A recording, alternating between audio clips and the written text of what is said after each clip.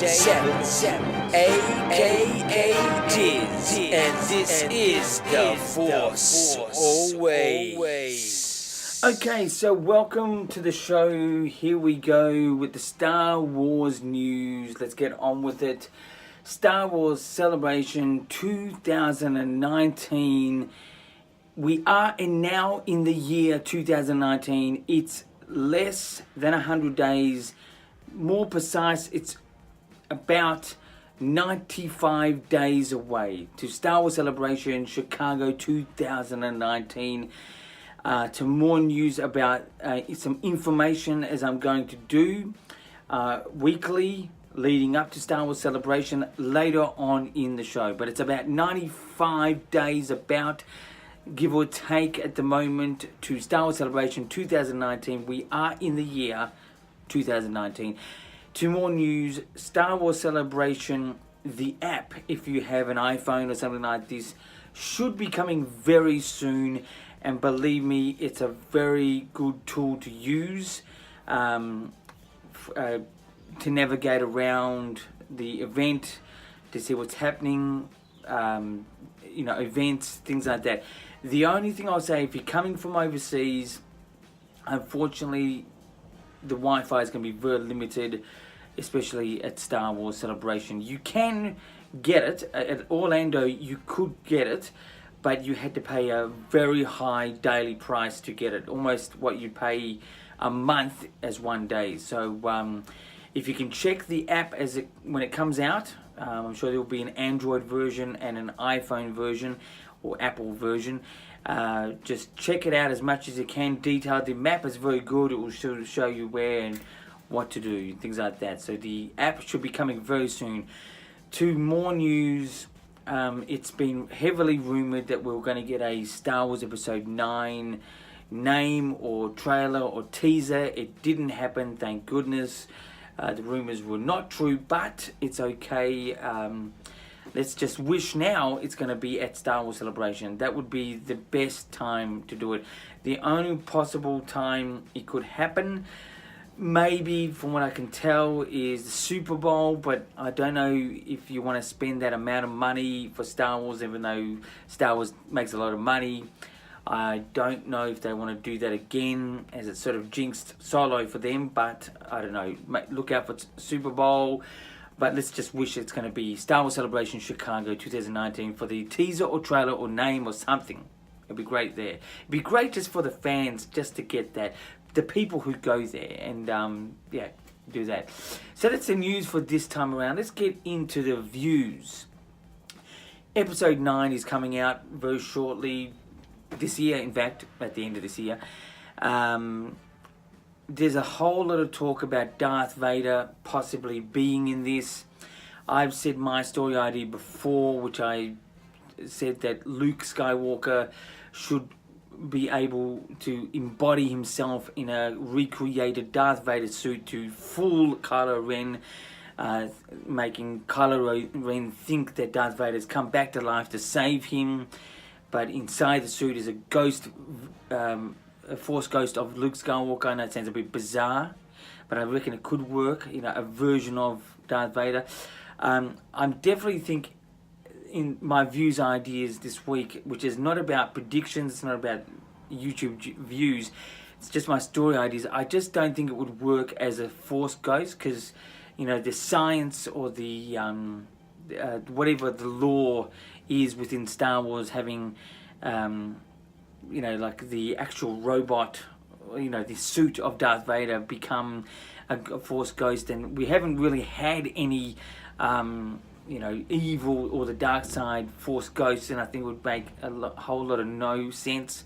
I wouldn't like it to be. It look good. Don't get me wrong. I think Darth Vader's Force ghost would be fantastic, but I just don't think it fits in the actual Star Wars lore, and I think the fans would just go crazy. I will say that I would love to see Darth Vader again. To do something within Episode 9, as we've all been sort of roughly told that Episode 9 possibly could be a collection of all the episodes to finish the whole Skywalker saga. That's what they're saying. That's not confirmed completely yet, but we have to wait for the teaser or trailer or poster or something like that. But I think as a Force Ghost, it's not a good story idea. Him being recreated like a version of Darth Vader, or even a replica of Darth Vader being embodied by someone else, as I've suggested Luke Skywalker as a Force Ghost within the suit, would make an interesting idea to Episode 9. That's my idea anyway. That's the views for this time around. Let's get into the reviews.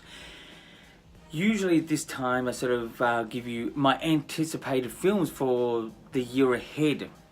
Last year I said actually Solo was my second most anticipated, and the first was Creed 2. I should have reversed that the other way around, because it ended up that Solo was much better than I thought, or sort of pretty much on point, but I should have made that my number one, Creed 2 second. Creed 2 was good, it just didn't really follow through as good as I would have liked from Rocky 4, because technically that's the film that it really came from, rather than Creed 1, even though there's a lot to say about that. But anyway, this year my most anticipated films, I always have two, and the second, believe it or not, is Avengers 4 and Endgame.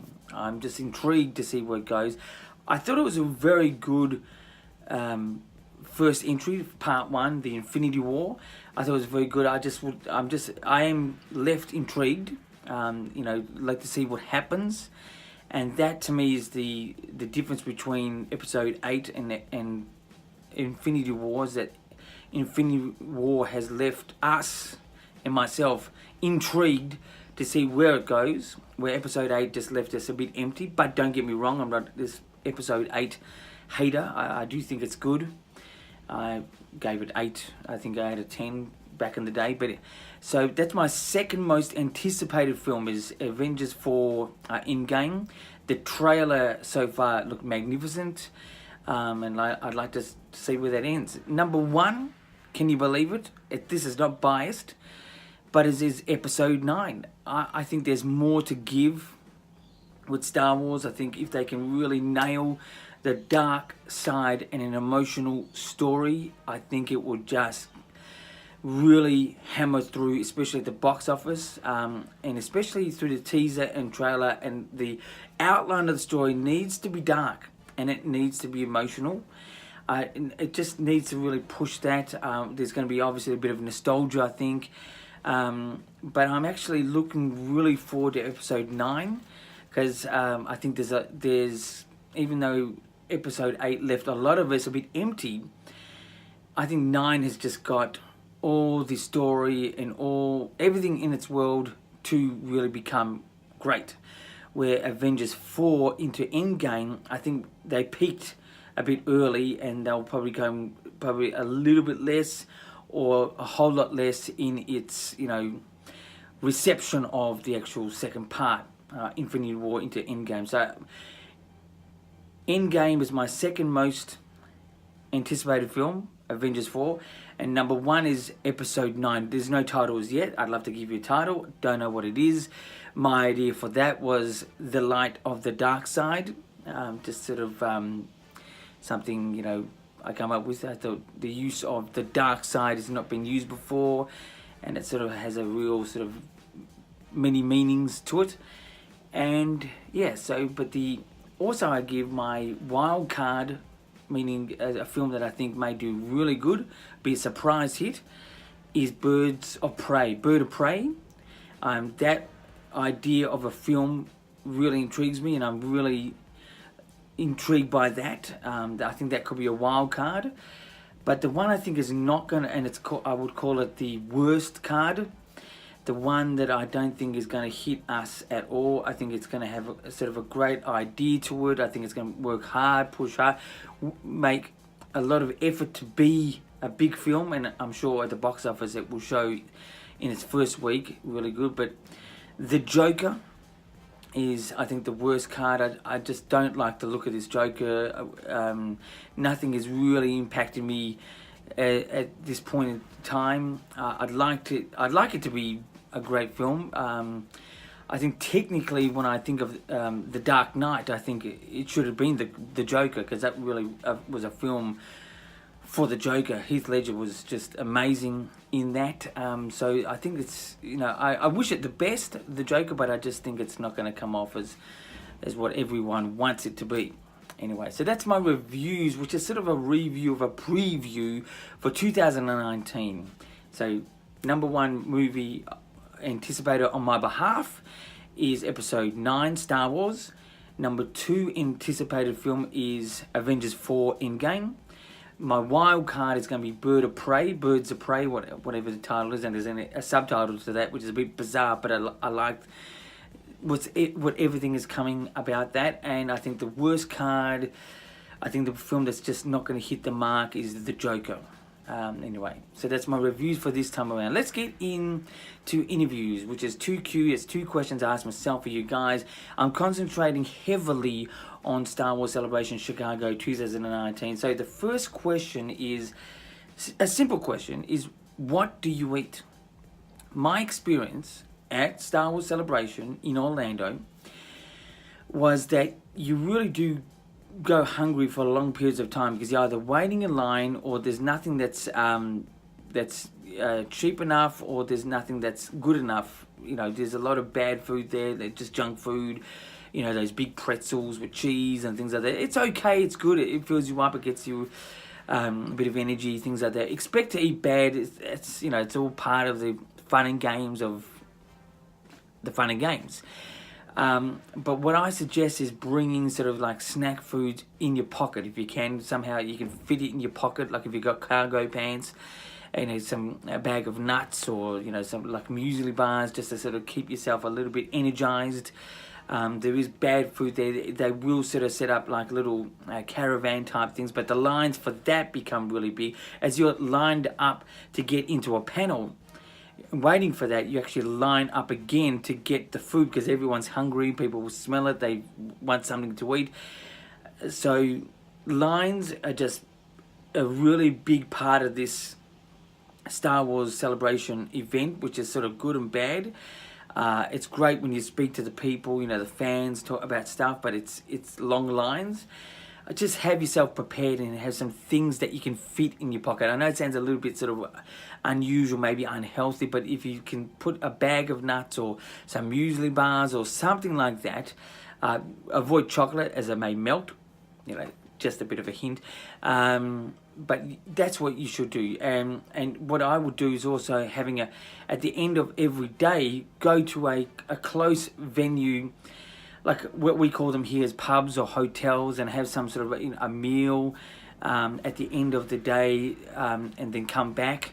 It's always good to experience the American food outside of the event, as it's a bit more wholesome, but in a hotel sort of pub way.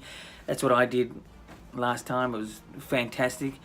I found a sort of hotel close by. So the second question is, when should you go to the toilet?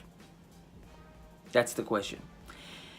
Okay, so have no fear when you're in line and you're with people that you respect and friends and things like that. Even if you don't, just advise that person that you're going to the toilet, because it's the loo or the toilet, whatever you like. It sounds a very bizarre thing what I'm bringing up now, but it's very important. Like, people think, well, what do you do for 19 hours? How can you hold it in? You have to hold it in at certain times. But when you're in the sleepover area, you're inside the actual complex, and there are toilets there. You will be able to go to these toilets. There are little lines for these, not massive, but little. But making friends with the people in line is very important. Everyone who's at this event are friends, and there's probably one or two that don't like whoever out there, but essentially it's friends, and you can just simply ask, look, I'm going to the toilet, can you hold my spot? It's important. It's absolutely important, because if that person doesn't hold your spot, you are stuck. But you got to ensure that you're with some good people that will do this for you. last time I was there, I had some great people. It was just fantastic. I didn't feel like any obligation to the point of my line. I just felt like I just had to wait. That was it. I could have gone food. I charged my computer. I, do a PowerPoint that was in another area. I walked around a little. I went to the toilet a number of times. But yeah, so that's the key, is that there will be toilets at the event. They just can't hold that back for you. You just can't rock the joint there, if you know what I mean. But anyway, just have no fear about that.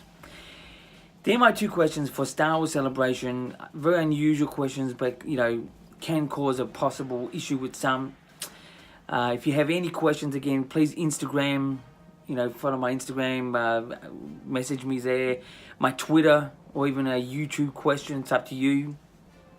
I have a bit of experience being at one of these events, and quite a full-on time at these. I spent the whole 4 days the last time at Orlando. It's the biggest thrill, but very hard work. More about these questions and other questions in the future. Weekly I'll be doing this Star Wars Celebration Chicago 2019 questions, more towards the end of the episode, so or even at the start, just depends.